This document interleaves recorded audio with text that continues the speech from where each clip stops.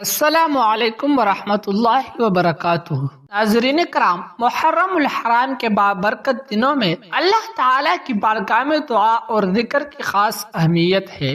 آج ہم ایک ایسا قرآنی وظیفہ بیان کر رہے ہیں جو اولاد کی نعمت کے لیے کیا جا سکتا ہے۔ قرآن مجید میں حضرت زکریا نے بڑھاپے میں اولاد کے لیے اللہ تعالیٰ سے دعا کی اور اللہ تعالیٰ نے انہیں خوشخبری عطا فرمائی۔ اس لیے جن بہن بھائیوں کی اولاد نہیں ہو رہی وہ اللہ تعالیٰ پر کامل یقین رکھتے ہوئے یہ عمل کرے۔ نو محرم کے دن یا محرم کے بقیہ دنوں میں باوضو ہو کر پہلے 11 مرتبہ درود پاک پڑھے، اس کے بعد 313 مرتبہ یہ قرآنی دعا پڑھے، ربی حب لی من الصالحین، پھر 41 مرتبہ ربی لا تذرنی فردا وانت خیر الوارثین پڑھے، آخر میں دوبارہ 11 مرتبہ درود پاک پڑھ کر اللہ تعالیٰ سے نیک صالح اور صحت مند اولاد کی دعا کرے۔ انشاءاللہ اللہ تعالیٰ اپنی رحمت سے آسانی اور خیر کے دروازے کھول دے گا۔ ناظرین کرام، یاد رکھے کہ دعا کی قبولیت اللہ تعالیٰ کے اختیار میں ہے۔ وظیفہ صرف دعا اور ذکر کا ایک ذریعہ ہے،